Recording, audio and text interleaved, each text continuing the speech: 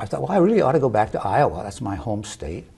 And so I went to the library, and they have all kinds of resources there, and they had a book that had the names and addresses of every superintendent of schools in the state of Iowa. And so I looked at communities that had a big population, and in Iowa that would be 5,000 people or more. Mm-hmm. And I wrote 40 letters, one to each of these superintendents by name, typed individually. It was before computers, and told them about my background and my interest in school counseling. And I figured, well, if I write to 40 people, I'll probably get 25 or 30 job offers. Mm-hmm. Mm-hmm, that's what I thought. Well, what really happened was that I got well, for 35 of the 40, I got 0 response. Mm-hmm. They didn't even answer the letter. I did get 4. I got 4 letters back, and they all said, whatever gave you the peculiar idea that we had an opening here for a school counselor? We don't. Yeah. And then I got 1 letter, and this 1 letter said, all it said was, if you happen to be in the neighborhood, stop in. That's all it said. Well, I thought, this is my only chance. See? But I was in New York City, and this was in Waterloo, Iowa, 1,000 miles away. And so I found some guy that was I'm going to need to hurry up just a bit, because driving to California, got him to drop me off in Waterloo, Iowa. And I go to the school and I say, oh, hello, Mr. Gibson. You sent me this letter about dropping in. I just happened to be in the neighborhood, and I stopped That's what it said in the letter. But the point of all this is that you think of all the unexpected events. Professor Clitheroe happened to be reading this newsletter about this fellowship at Columbia University. What if I'd asked some other professor for that? Or what if Professor Clitheroe had not read that newsletter? Mm-hmm. I mean, there's a whole series of events that were totally unexpected that influenced what happened and how I became a school counselor.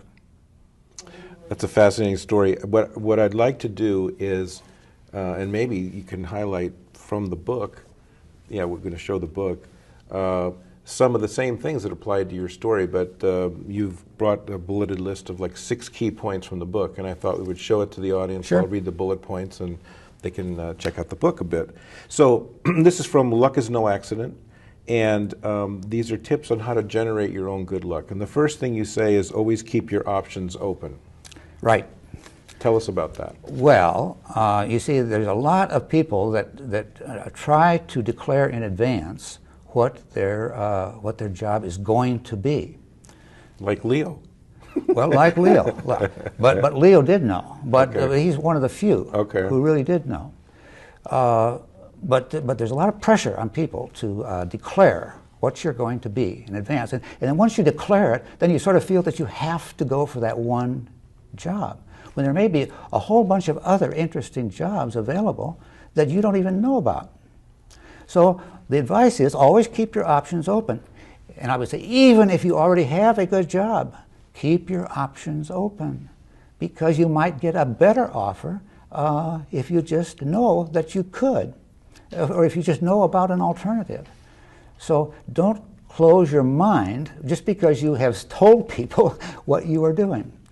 And there's a related point to that, because when you apply for a job, one of the questions that the potential employer will ask you, well, what kind of work do you want to do? Mm-hmm.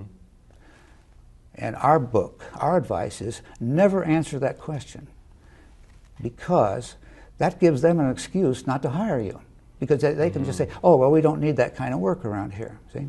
So what you ought to say instead is, tell me some of the problems you're having around here, because I might be able to help you out. See?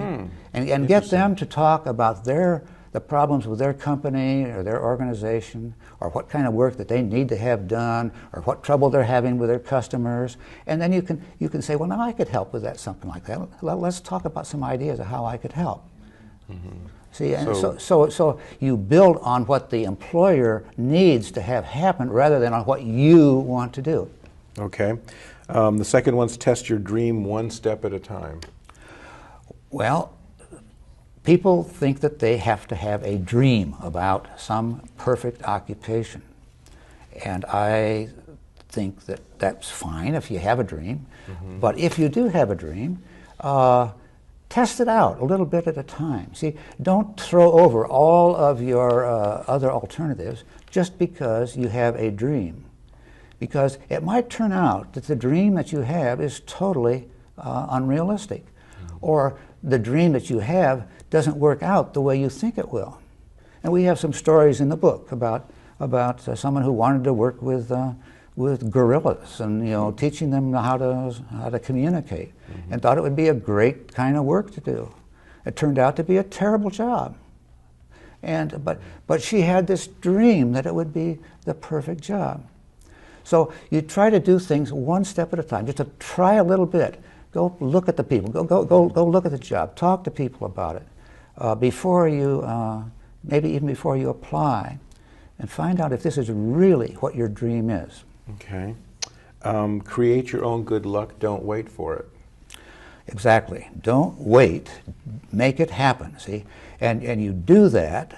You make it happen by all kinds of contacts with different people, asking people for advice. When you ride on a bus, somebody sits down beside you, talk to that person. Don't just sit there like a dummy. Talk to them. Talk to everybody you meet. Tell them you're looking for a job, and what do they know about it? And say, and the other thing is, who else do you think I should talk to? There you go. Who else do you think I should talk to? Well, what's their phone number? Or where do they work? Or, get enough detail. And could I use your name as a reference? It's almost like natural networking. Natural networking, but you're doing it all the time. Right, right. You're doing it all the time. Wow. Okay. Take risks, make mistakes. Yes. Don't be afraid to make mistakes. See, because I once knew a woman who rose to a very prominent place in a major publishing company. And she said, I've never accepted any job that I already knew how to do. But I just thought once I get the job, I'll start doing it. I'll make mistakes, but people will correct me. It's okay to make mistakes because I learn from my own mistakes. See, that's the key, is to make yourself a constant learner. And not being afraid of mistakes is one way to keep learning. Because if you're afraid of making mistakes, then you won't do anything. You see, you'll freeze. I'm afraid of making a mistake. I better not. See? Yeah. In fact, you might enjoy this. One of my clients was telling me that at Google, in R&D, they have a sign that says "fail fast," and what they want them to do is spend something like 10 or 20% of their time trying everything. Yeah, finding out what the barrier. That sounds like you that's go very along consistent with it. Yes, absolutely. I go along with that. I like that. Well, you already kind of. I'll steal that idea. Fail fast. You know a good idea when you. I mean, when you hear it. Well, you just said this. Get the job, then learn the skills. Exactly. Okay. Get the job, learn the skills, but be sure you learn the skills. You still have to know the skills. Never complete your education. Keep learning. Exactly. See, complete your education. This is advice you hear all the time. I'm thinking about dropping out of school. Oh, really? Well, why is that? Well, because I've been told I should complete my education, and what we say is never complete your education. What about some people like, say, Bill Gates? Did he complete his education? No. Of course, he's one of the richest men in the world. But no, he didn't complete his education. He dropped out. Well, what about Steve Jobs? He's CEO of Apple. Did he complete his education? No, he dropped out. What about Michael Dell? I have a Dell computer. Did Michael Dell finish his education? No, he was a college dropout. The richest people in America are all college dropouts. See, so this notion that you have to complete your education to be successful is a false notion.